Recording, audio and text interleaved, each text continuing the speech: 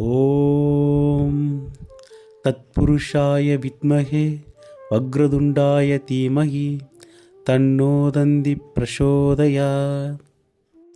கும்பராசி நேயர்களே, இந்த 2026ஆம் ஆண்டு கோச்சார நிலைகள் சரியில்லாத ராசிகளில் நீங்களும் ஒருவர்.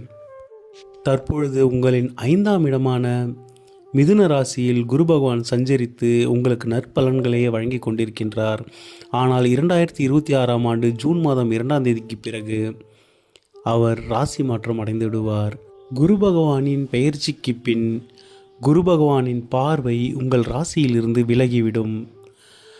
அவர் உங்கள் 2ஆம் இடமான தனஸ்தானத்தில் உள்ள சனி பகவானை பார்த்து அவரால் ஏற்படும் தீமைகளை குறைத்து கொண்டிருப்பார்.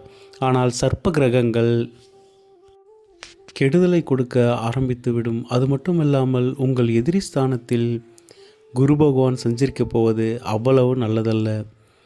எனவே பின்வரும் பரிகாரங்களை மேற்கொள்ளுங்கள்.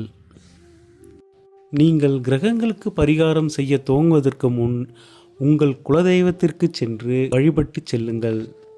குலதெய்வ வழிபாட்டை மேற்கொள்ளும் முறை: நீங்கள் குலதெய்வ கோயிலுக்கு செல்லும் முன் சுத்தமான நல்லெண்ணெய், நீங்கள் தீபமிடும் அந்த அகல் விளக்கானது கொஞ்சம் பெரிய அளவில் இருக்குமாறு பார்த்து கொள்ளுங்கள். உங்கள் குலதெய்வத்திற்கு முன் தீபத்தை ஏற்றி வைத்துவிட்டு அதற்கு நேரெதிரே நீங்களும் அமர்ந்து கொள்ளுங்கள். குறைந்தது 20 நிமிடமாவது அங்கு அமர்ந்து உங்கள் குலதெய்வத்தை பிரார்த்தனை செய்யுங்கள். உங்கள் மனக்கவலைகளை உங்கள் தெய்வத்திடம் முறையிட்டு ஒரு சொட்டு கண்ணீராவது விடுங்கள். இதை நீங்கள் செய்து கொண்டிருக்கும் பொழுதே உங்களால் உங்கள் மனதில் ஏற்படும் மாற்றங்களை நன்றாக உணர முடியும். இதன் பின் உங்கள் தெய்வத்திற்கு உங்கள் பெயர், ராசி, நட்சத்திரத்துக்கு ஒரு அர்ச்சனை செய்து கொள்ளுங்கள். இதனை செய்து முடித்து வீடு திரும்பும் பொழுது யாருக்கும் தர்மமிடாதீர்கள். கோயிலுக்கு சென்று தர்மம் செய்வது நல்ல விஷயமே, ஆனால் அதை நீங்கள் கோயிலுக்கு செல்லும் போதே செய்துவிடுங்கள். திரும்பும் பொழுது செய்யாதீர்கள்.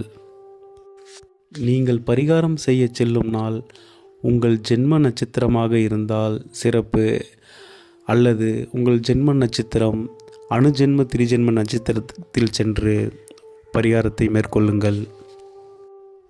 ராகு மற்றும் கேது பகவானின் கடுமைகளை குறைக்க உங்கள் வீட்டிற்கு அருகில் உள்ள சிவன் கோவிலுக்கு ஞாயிற்றுக்கிழமை மாலை 4:30 மணி முதல் 6 மணி வரை உள்ள ராவுகால நேரத்தில் 4:30 முதல் 5:30 வரை உள்ள விஷ நாழிகையை தவிர்த்துவிட்டு 5:30 6 மணி வரை உள்ள அமிர்த நாழிகையில் பரிகாரம் செய்யுங்கள்.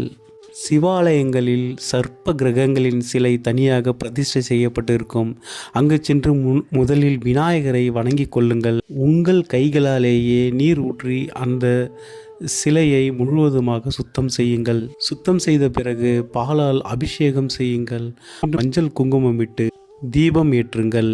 நீங்கள் பரிகாரம் செய்ய செல்வதற்கு முன் ஒரு கைப்பிடி அளவு கொள் மற்றும் முழு கருப்பு உலர்ந்து வாங்கி கொள்ளுங்கள்.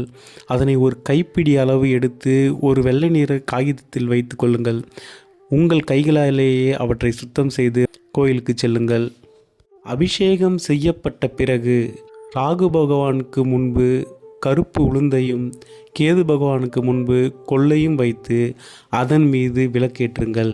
அங்கேயே சிறிது நேரம் அமர்ந்து சர்ப்ப கிரகங்களிடம் பிரார்த்தனை செய்து கொள். ராகு மற்றும் கேது பகவானால் ஏற்படும் தீமைகளின் அளவினை குறைக்கும். அதன் பின் உங்கள் மனதில் ஒரு புதிய தெம்பு கிடைக்கும். உங்கள் பிரச்சனைகள் படிப்படியாக குறைய ஆரம்பிக்கும். உங்களால் முடிந்த அளவு சிறு சிறு தான தர்மங்களை அடிக்கடி செய்து வாருங்கள். உங்களின் பெற்றோரை கவனமாக பார்த்து கொள்ளுங்கள். நன்றி.